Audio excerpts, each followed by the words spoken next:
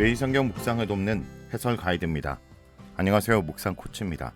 함께 읽고 나눌 말씀은 여호수아 19장 24절에서 51절까지 말씀입니다. 아셀과 납달리 지파는 제비를 뽑아 가나안 북쪽 비옥한 지역을 기업으로 받습니다. 마지막 단지파는 유다 지파 서쪽 땅을 기업으로 받지만 후에 아모리 족속의 공격을 받아 북쪽으로 이주하게 됩니다. 이것은 단지파가 하나님께서 주신 기업을 포기했음을 의미합니다. 요단 서편 땅 분배는 여호수아의 기업으로 끝을 맺습니다. 저자는 갈렙과 여호수아의 이야기를 땅 분배 단락의 시작과 끝에 위치하여 이 두 사람을 이스라엘이 따라야 할 신앙적 모델로 제시합니다. 24절에서 31절은 아셀 지파의 기업 분배입니다. 요단 서편 지역의 지파 중 다섯째로 아셀 지파가 제비 뽑아 기업을 분배받습니다. 아셀 지파의 경계는 동쪽의 헬갓에서 시작하여 서쪽 갈멜로 나아갑니다. 여기에서 갈멜은 갈멜산으로 볼 수도 있고 갈멜산 등선에 위치한 갈멜 성읍으로도 볼 수 있습니다. 갈멜산은 지중해 연안 기손 강 남쪽에 위치한 산으로 엘리야와 바알 선자의 대결로 유명합니다. 아셀 지파의 경계는 이제 방향을 바꾸어 동쪽을 향하여 벳 다곤을 거쳐 스고론 지파 경계와 만납니다. 그리고 북쪽으로는 입다엘 골짜기, 벳에멕, 르이엘, 가보를 지나 시돈 지역에까지 이릅니다. 따라서 아셀 지파는 북쪽으로 시돈과 경계하고 있습니다. 경계선은 다시 남쪽으로 돌아 라마, 두롭, 호사, 아십 지방 곁에 지중해가 됩니다. 아셀 지파는 다른 지파들과 달리 지파의 경계선에서 성읍들의 목록이 확실하게 구분되어 있지 않습니다. 경계선에 대한 묘사에 성읍들의 목록이 여기저기 끼어 있습니다. 본문은 아셀 지파의 성읍들을 움마와 아벡과 르홉을 포함한 22개 성읍과 마을들로 소개합니다. 아셀 지파의 영토는 갈릴리 산맥 서쪽 지중해로 이어지는 경사지역, 즉 에스렐론 평야의 일부 지역과 아코 평야 지역의 비옥한 지역입니다. 따라서 아셀에게서 나는 먹을 것은 기름진 것이라 그가 왕의 수라상을 차리로다 라고 한 야곱의 예언이 성취된 것입니다. 모세는 아셀 지파에 대해 내 문빗장은 철과 녹시 될 것이니 내가 사는 나를 따라서 능력이 있으리로다 라고 축복했는데 아셀 지파는 이스라엘 북쪽 경계를 형성하고 있어 외적들의 침입을 막는 문빗장의 역할을 하게 됩니다. 32절에서 39절은 납달리 지파의 기업 분배입니다. 아셀 지파 다음으로 이제 납달리 지파가 제비를 뽑아 기업을 결정합니다. 납달리 지파 경계는 남쪽에 시작합니다. 납달리 지파의 남쪽 경계는 헬렙과 사하나님의 상수리 나무에서부터 시작합니다. 헬렙과 사하나님은 갈릴리 호수 서쪽에 위치한 성읍들입니다. 아담이 네겝과 얌느엘을 지나 요단강을 남쪽 끝으로 합니다. 납달리 지파의 남쪽 경계는 이제 서쪽으로 향합니다. 즉 서쪽으로 아스노 다보를 지나 혹곡을 거쳐 스보론 지파의 경계와 맞닿습니다. 납달리 지파의 서쪽 경계는 아셀 지파의 동쪽 경계와 일치합니다. 한편 납달리 지파의 동쪽 경계는 요단에서 유다에 이릅니다. 여기서 유다는 유다 지파가 아닌 요단 동편 성읍을 의미한 것으로 보입니다. 따라서 납달리 지파는 서쪽으로 아셀과 동쪽으로 갈릴리 바다와 요단강 상류 지역, 남쪽으로 스불론과 입사갈 지파와 인접해 있습니다. 납달리 지파의 경계는 이방 지역과 맞닿아 있어 이방 문화의 영향을 받게 되었고 이로 인해 이방 지역처럼 여겨지기도 했습니다.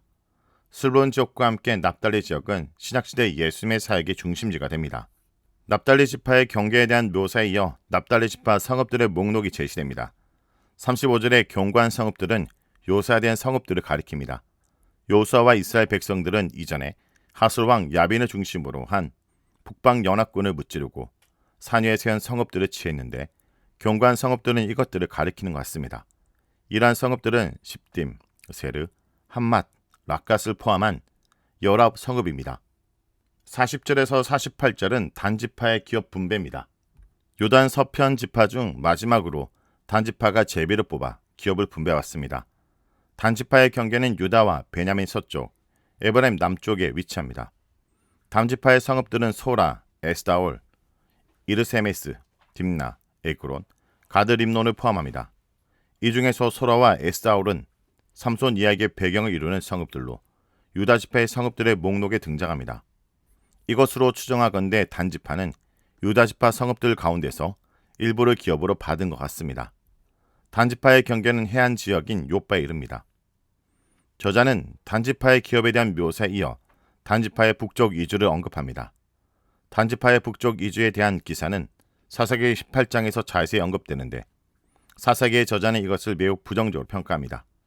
47절에 단 자손의 경계는 더욱 확장되었으니 라는 것을 직역하면 단 자손의 경계가 그들에게서 나아갔다로 단지파가 그들의 기업을 포기하게 되었음을 의미합니다.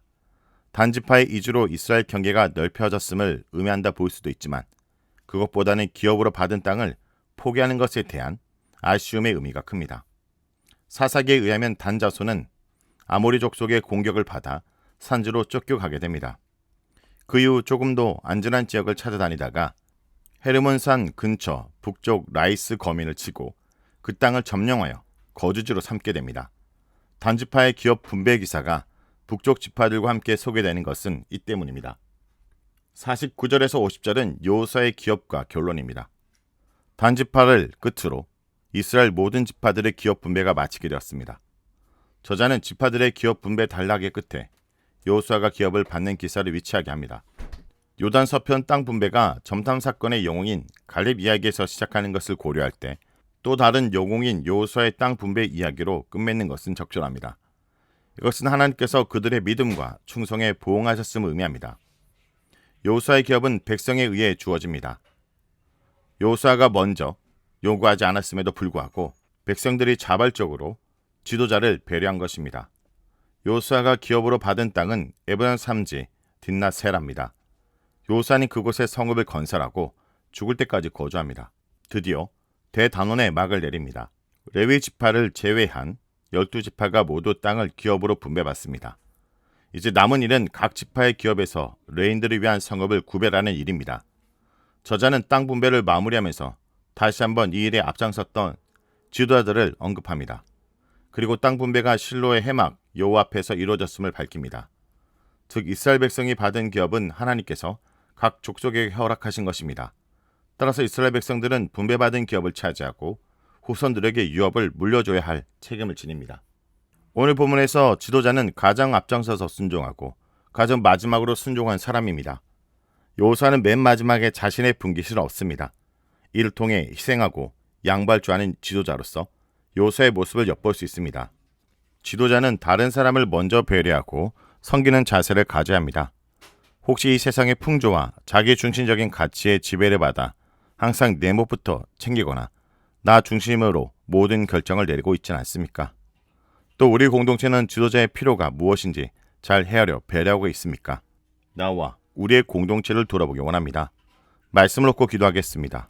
주님, 오늘도 하나님의 명령에 온전히 순종하며 우리에게 주신 사명을 잘 감당하는 자가 되게 하시옵소서.